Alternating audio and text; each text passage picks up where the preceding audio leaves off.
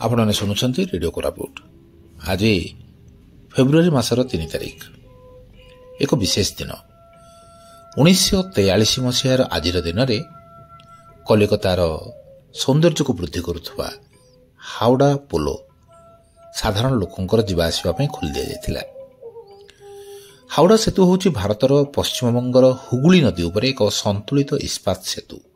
1943 मसीह कार्यक्षम होता यह सेतु को मूलतः नूतन हावड़ा सेतु नाम दि जाता, कारण यह कलिकता सहर को उभय पार्श्व को संजोग करुवा समान स्थान में एक पंटून सेतु को यह बदल देता। यही सेतु जो बुर्रा बजार हावड़ा रेल टर्मिनाल सहित संपृक्त। 14 जून 1965 यह कवि रवीन्द्रनाथ टैगोर नाम रवीन्द्र सेतु नामकरण करा जायथिला, जे कि प्रथम भारतीय एवं एसीय नोबेल पुरस्कार विजेता थिले। यह एबे भी हावड़ा सेतु नाम लोकप्रिय होइछि। एही सेतु हुगुली नदी उपरे थिबा 4टी सेतु मध्यरु गोटाए एवं कलिकता एवं पश्चिम बंगर एक प्रसिद्ध प्रतीक।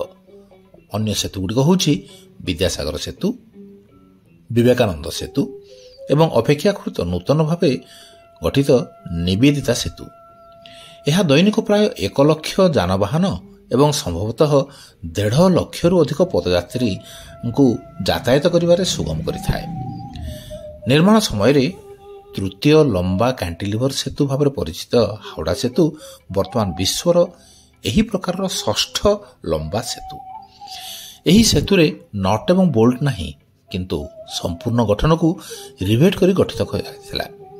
एथिरे 26,500 टन इस्पात व्यवहार करा जायथिला, जहा मध्यरु 23,000 ton high tensile alloy steel जहा टिस्क्रोम नाम जनाशुना टाटा स्टील द्वारा जोगाई दी जायथिला। संपूर्ण प्रकल्प पाई 25 नियुत टंका खर्च होइथिला। सेतु व्यवहार करिबा पाई प्रथम जान थिला एक एकाकी ट्राम। एही सेतु को कलिकतार प्रवेश पथ भाव विवेचना करा जाए, कारण यह सहर को हावड़ा स्टेशन सहित संजोग करे। आज हावड़ा स्टेशन जन्मदिन कहले अत्युक्ति हम नहीं, तेणु जन्मदिन शुभेच्छा हावड़ा सेतु को एवं यह हावड़ा सेतु को व्यवहार करी जीवन को सुगम करुवा समस्त अधिवासी को आम अभिनंदन जनाऊे। रेडियो कोरापुटर समस्त श्रोता पाखे कृतज्ञता जनाई रोचे तेज मु सीएच सांताकार रेडियो कोरापुट कोरापुटरू नमस्कार।